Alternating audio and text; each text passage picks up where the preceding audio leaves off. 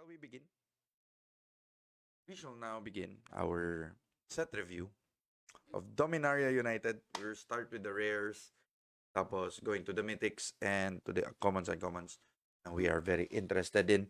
And we will begin with our very first rare in white. It's Anointed Peacekeeper.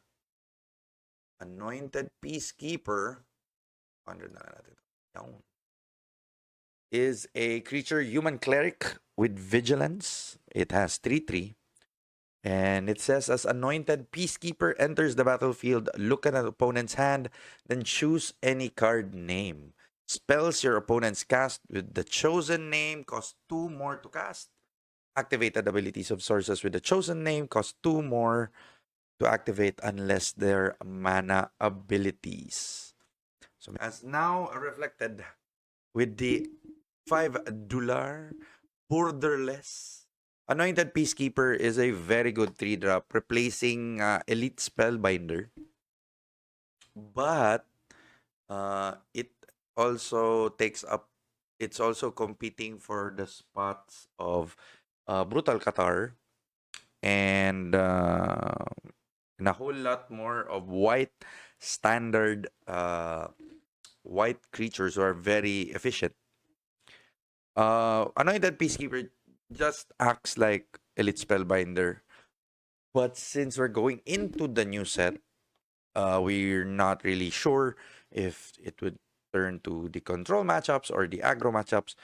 But having this very early against control would be very nice. It would delay board wipes. You can also choose any card name not in hand. Correct me if I'm wrong. But if we don't know the meta, we don't know how potent Anointed Peacekeeper is. But it's really good against Planeswalkers as well. Because activated abilities of sources with the chosen name cost 2 more.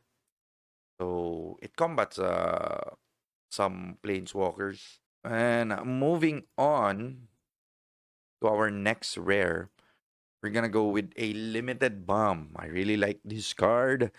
And this is Archangel of Wrath. Archangel of Wrath is a creature angel for 2 generic mana and 2 white mana. It has flying lifelink and it has 3/4 stats. And it has kicker black and or red. And it says when Archangel of Wrath enters the battlefield, if it was kicked, it deals 2 damage to any target.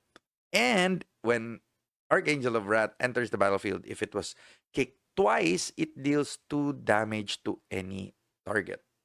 So, for 6 mana, this card really, damage swing and all, very, it's very okay casted. Legion Angel would be out as well in the rotation, so we're not really sure if in the 4 slot it would be top, but there's a mythic angel that would be really good for mono white or white based aggro decks. In limited, Archangel of Wrath is a bomb. You just kick it once, it deals 2 damage to any 2 toughness flying creature that gets in the way. It has decent stats for a 4-drop. So constructed wise, I'm not really sure where it goes. But if you're like, if you imagine a 6 costed 3/4 flying lifelink with deals 4 damage, split, you could split 2 damage anyway to any target. It's really powerful on its own. So in limited, expect swings if opponents cast this against you, or you could expect you could turn the tables around with this card. So our next rare is Danita, Benallia's Hope. Danita is a legendary creature, human knight with 4 generic and 1 white. It has 4/4. It has first strike, vigilance, and lifelink. And it says when Danita Benallia's Hope enters the battlefield, you may put an aura or equipment card from your hand onto the battlefield attached to Danita. So I don't memorize all the standard legal equipments and auras, but why is this 5 costed?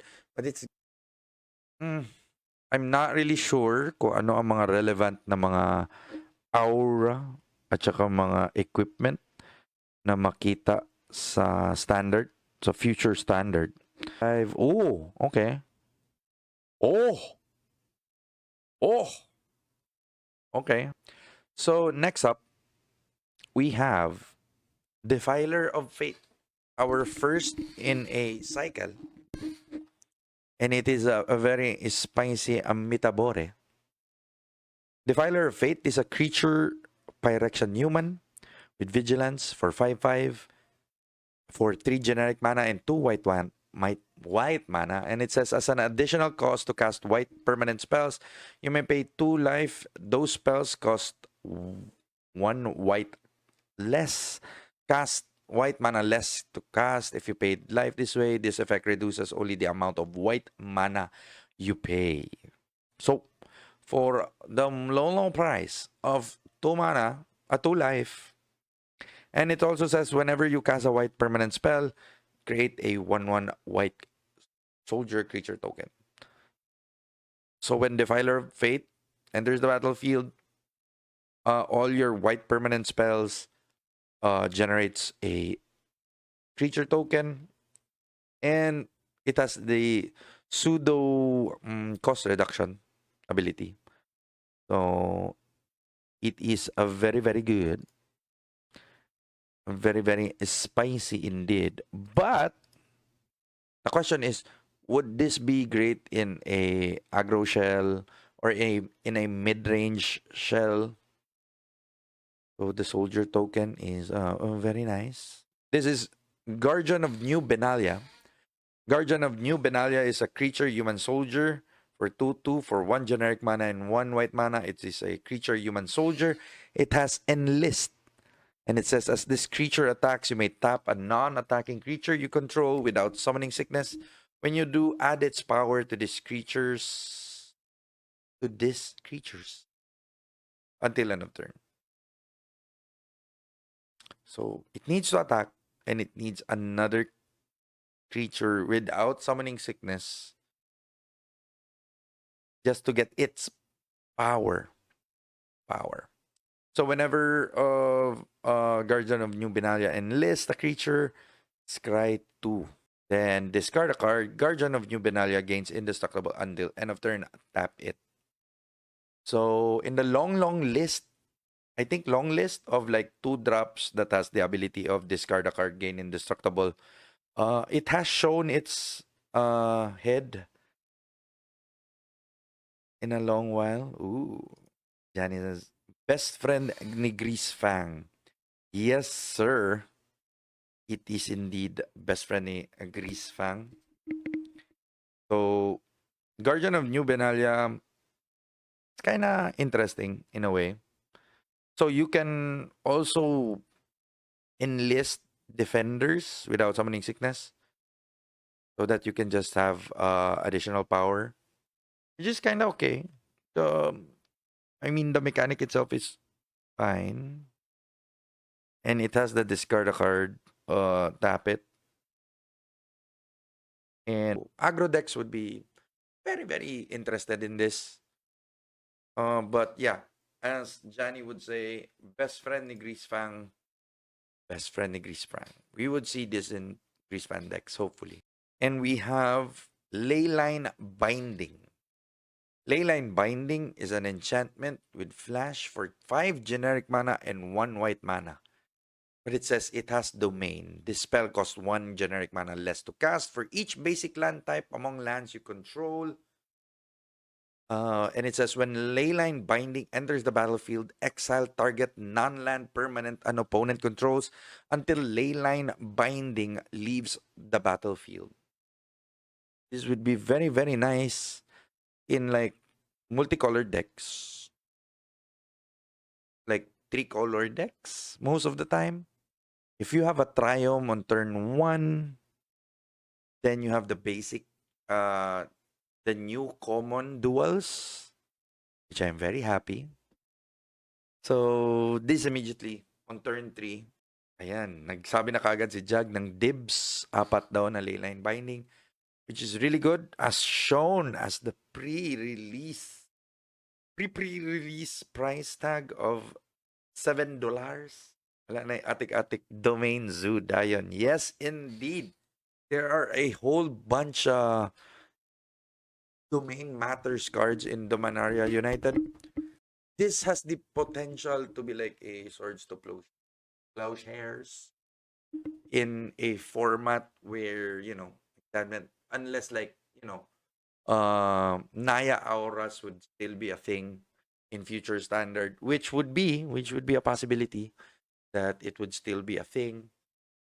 So having this at like still at 3 mana as your instant speed interaction in Auras would be fantastic. Why am I opening my mouth and giving ideas to decks? And this is Temporary Lockdown. Temporary Lockdown is an enchantment with 1 generic mana and 2 white mana. And it says when Temporary Lockdown enters the battlefield, exile each non-land permanent with mana value 2 or less until Temporary Lockdown leaves the battlefield. Ma oh my. This is a very good card against very aggressive decks in standard. In older formats, this is very good. For 3 mana, you get to board wipe nearly everything. Oh, Spicy Mitabore. It's very good, especially in older formats where you could just turbo this out on turn 2 and clear the battlefield with everything on it. You could clear tokens with it. And once again, it's an enchantment, so it's very, very annoying against Naya runes in standard. Very interesting indeed. Also, with that in mind, tama din. Appeal treasures. So treasures are in a very, very, very compromising state. It's very scary indeed for treasures, tokens, Reckoner Bankbuster, the mythic vehicles, the red aggro decks, the turn 1, turn 2 curve, and whatever. So this will slow down things, and hopefully, it would make control viable in standard. Hopefully, but I'm not hopeful. So this is Urza Assembles the Titans. So Urza Assembles the Titans is a enchantment saga with Read Ahead. Read Ahead is a new mechanic in Dominaria United, and it says choose a chapter and start with that many lore counters. Add 1 after your draw step.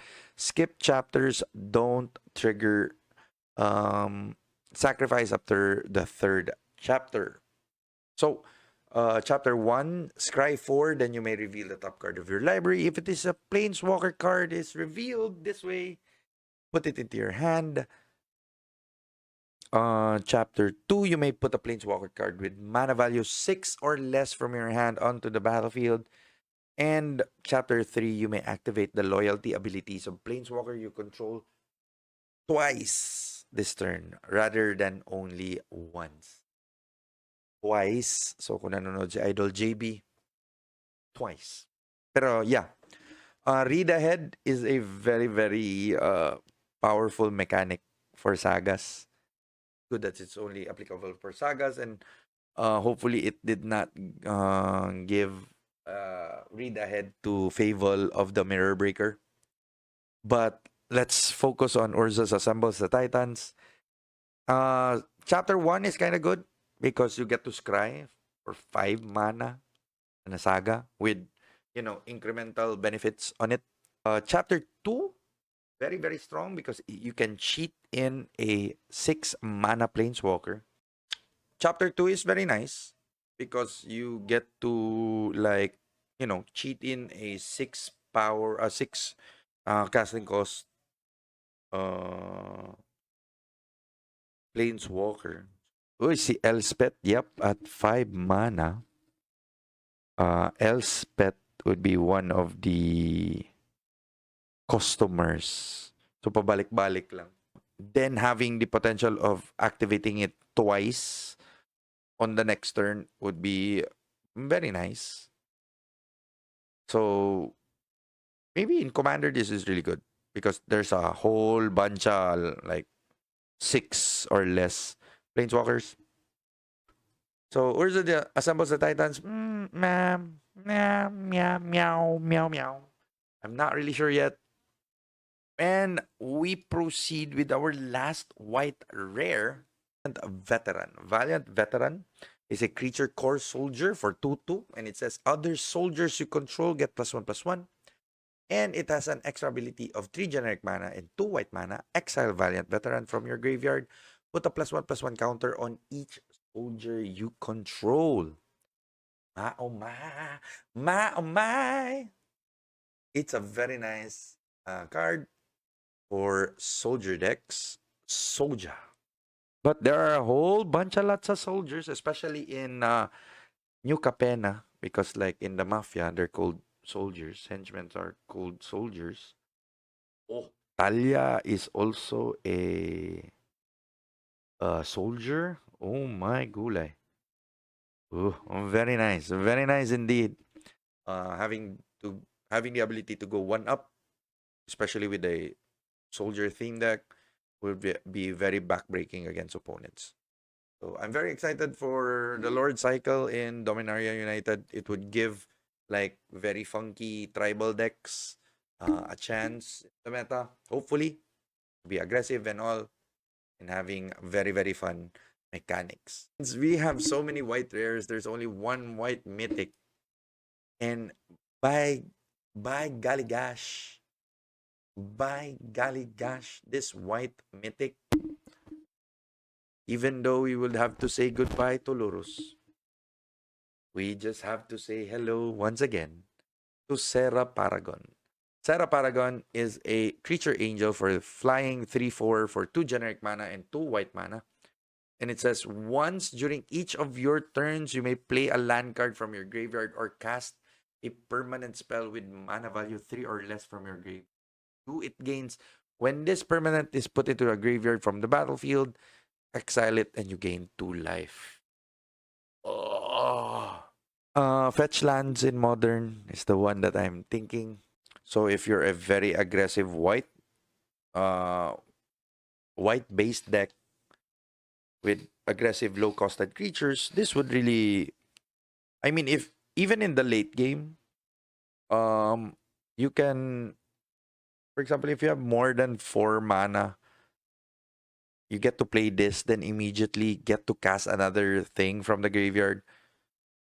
So it's very plus if going into the late game, and it has inevitability because it has flying 3/4. So if you deal with Sara Paragon, but it already has casted like a permanent or 2 from the graveyard, then it already done its job and like given opponents another way to wasted the removal on this one. But yeah, if you just cast it on turn 4, it's just a 4 to cast 3/4 flying. But if it gets to untap, or if you have extra mana on the side, then you have like a bunch of small but very efficient creatures. Then it's gonna be a headache for control decks or removal heavy decks in the long run. So Sara Paragon, $22 normal, $22. So the mythic says it all. The mythic says it all. So with that out of the way, there's only one mythic. Happy days for everybody.